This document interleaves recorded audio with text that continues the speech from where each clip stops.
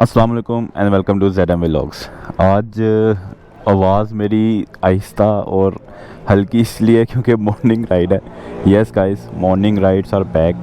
और रोज़ों से पहले जस्ट ये एक दिन पहले की वीडियो है। कल जो है वो पहला रोज़ा होगा, तो आज सैटरडे है, तो मॉर्निंग में हम सब इकट्ठे हुए हैं।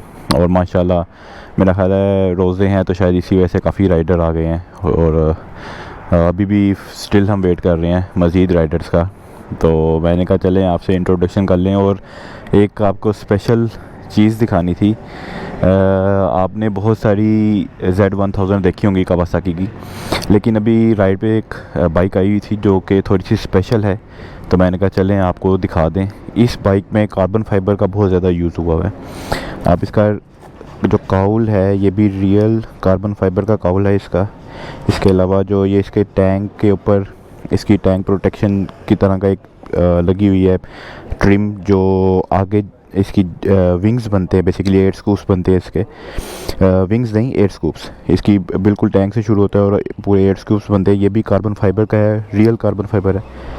इसके मीटर के ऊपर जो ये इंस्ट्रूमेंट क्लस्टर के ऊपर जो कवर लगा हुआ है ये भी कार्बन फाइबर का है। और उसकी जो पूरी नोज़ है, पूरा जो इसका लाइट है आगे, ये इसका जो कवर है ये भी कार्बन फाइबर है।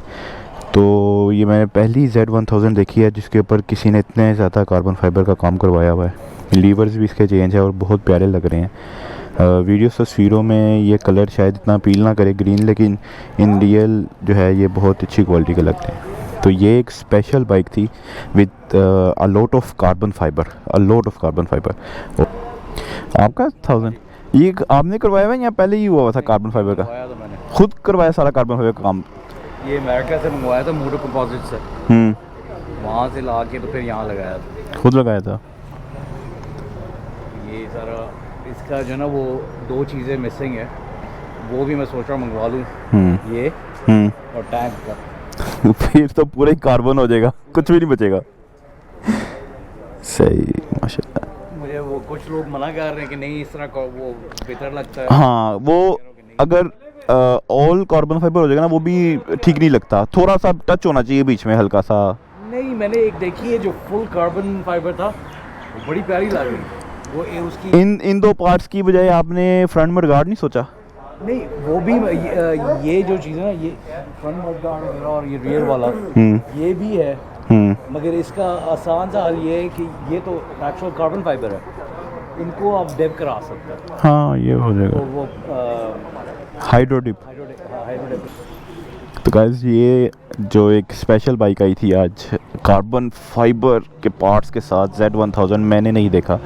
बहुत कम लोग होते हैं जो बहुत ज़्यादा प्यार करते हैं अपनी बाइक के साथ और फिर उसके ऊपर कार्बन फाइबर की एक्सेसरीज लगाते हैं, क्योंकि ये बहुत एक्सपेंसिव होती हैं।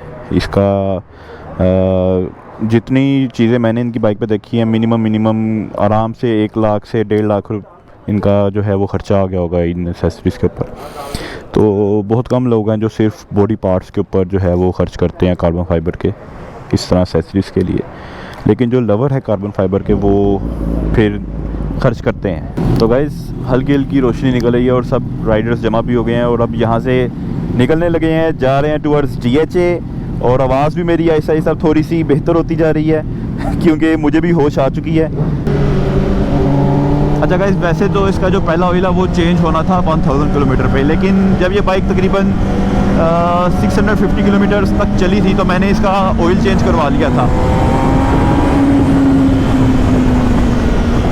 तो अभी हमारी बाइक का एक ऑयल चेंज हो चुका है और इस टाइम तक ये 800 किलोमीटर्स चल भी चुकी है। ऑलमोस्ट अपने जो 1000 का मार्क है, इसका फर्स्ट 1000 किलोमीटर्स पूरे करने जा रही है बाइक। तो मैं अभी इसके RPM जो हैं वो एक बहुत ही लॉन्गर पीरियड ऑफ टाइम के लिए हाई नहीं करता, यानी कि कंपनीज़ जो हैं वो बेसिकली रनिंग पीरियड में कहती हैं कि स्पीड नहीं देखी जाती, उसमें बस ये होता है कि आपने RPM एक लॉन्गर पीरियड तक हाई नहीं रखने होते, यानी फर्स्ट गियर में आप 14-15 जो RPM है इसका जो रेड लाइन है वहाँ तक आपने नहीं जाना होता। और अगर चले भी गए हैं तो बहुत लंबे टाइम तक आपने उसके ऊपर रहना नहीं है, यानी कि अगर आप चले भी गए हैं तो 3-4 सेकंड इनफ, उसके बाद आप वापस आ जाएं। लेकिन अगर आप उससे ज़्यादा रहेंगे इसके ऊपर कंटिन्यूस रखेंगे उसको 10-12 सेकंड तक या उससे भी ज़्यादा, तो इस चीज़ के लिए कंपनीज मना करती हैं। वैसे अगर आप इसका मीटर भी लॉक कर लें तो मेरे ख्याल से उसमें कोई मसला नहीं है, अगर आपने RPM रेड लाइन से नीचे रखे हो तो। हैवी बाइक के जो इंजन्स हैं ये ऑलरेडी मशीन्स के ऊपर रन होकर आते हैं। जब इंजन डेवलप होता है उसके बाद इसको मशीन के ऊपर रन किया जाता है और हर चीज़ इसकी चेक की जाती है, इसकी थोड़ी सी रनिंग कर फिर बाइक में इसको इंस्टॉल करके तो बाइक भेजी जाती है, और जब बाइक कंप्लीट हो जाती है उसके बाद भी इसको टेस्ट किए जाते हैं।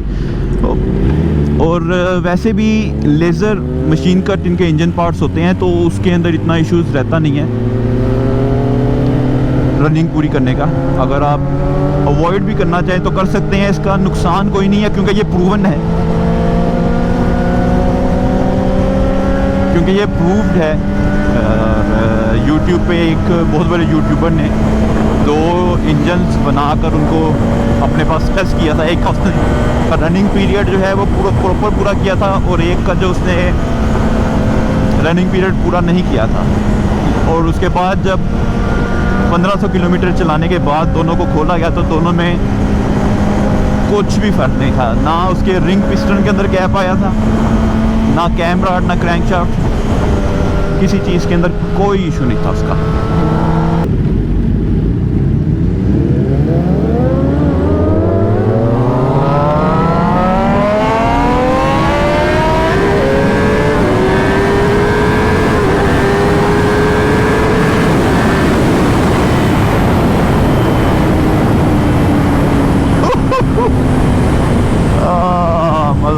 मज़ा आ गया।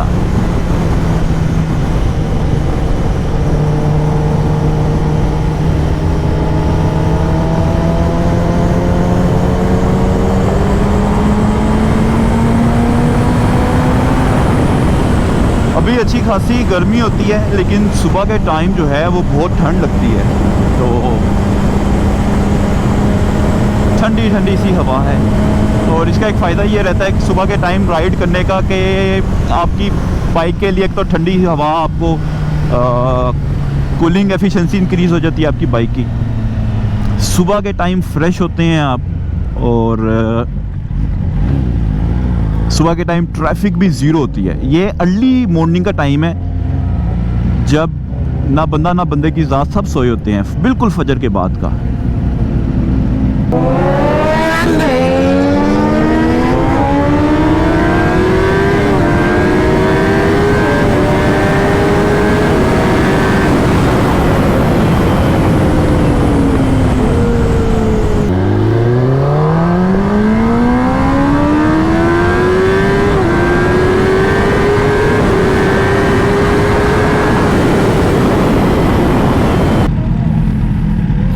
इसका लॉन्च कंट्रोल ट्राई करें। मेरा ख्याल है सेलेक्ट का है और अपर बटन है। हाँ, कावासाकी लॉन्च कंट्रोल ऑन हो गया है।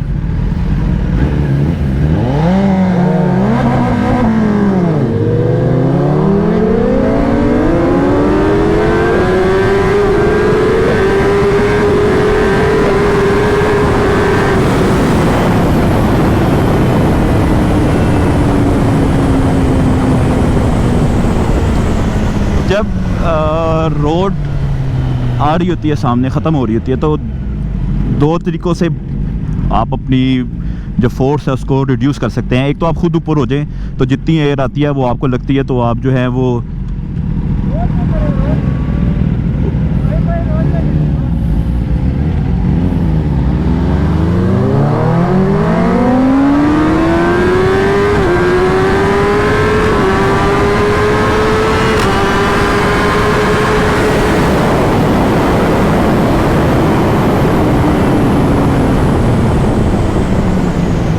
एक तो जितनी एयर आती है वो आपको लगती है उससे आपकी स्पीड स्लो होती है, दूसरा फिर आप ब्रेक अप्लाई करते हैं।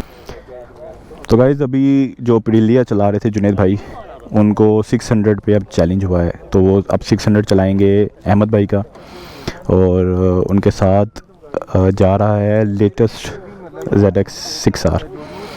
दोनों 6R हैं, ये 17 है, ये 19 है, ये फेस अपलिफ्ट मॉडल है, वो प्री फेस अपलिफ्ट है। अभी जो करंट शेप चल रही है ZX6R की, यही चल रही है। काफ़ी यूनिक इन्होंने कर दिया कावासाकी ने, बहुत स्लिम कर दी है इसकी शेप आगे से। तो 2600 जो हैं 26R कावासाकी की 26R की जनरेशन्स आमने सामने। अच्छा, जब तक ये वहाँ से होके आ रहे हैं, आपसे एक बात करनी थी बड़ी ज़रूरी। वो ये है कि आपने नीचे जो रेड कलर का बटन है उसको दबाना है, सब्सक्राइब करना है, बेल आइकन पे टैप करना है और टैप करके ऑल पे क्लिक करना है ताकि आपको वीडियोस की नोटिफिकेशन आती रहे। चलें गेस करते हैं किसका 6R जीतेगा। राइडर जो है ना वो एक्सपीरियंस राइडर जो है वो 17 6R पे है, जुनेद। और दूसरी जो 19 6R है वो राइडर न्यू है अभी। तो I will not going with the bike, मैं बाइक के साथ नहीं जा रहा, मैं राइडर के साथ जा रहा हूँ। तो I will bet on 17 6R with Junaid.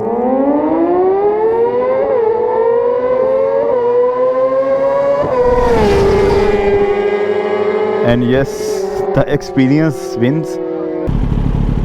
तो guys this is it. Maybe जब ये व्लॉग अपलोड हो तो तब मिड ऑफ रमज़ान होगा, तो आपको एडवांस में ईद मुबारक। तो उम्मीद है आपको मेरे व्लॉग अच्छे लग रहे होंगे। प्लीज़ सब्सक्राइब द चैनल और हिट द बेल आइकॉन पे हिट करके आपने ऑल पे क्लिक करना है। और वीडियोस को ज़्यादा से ज़्यादा शेयर किया करें ताकि मुझे जो है ज़्यादा से ज़्यादा प्यार मिले। Stay tune with my channel, अपना बहुत सारा ख्याल रखिएगा। Ride safe, wear safety gears. मिलेंगे नेक्स्ट व्लॉग में। अल्लाह हाफिज़।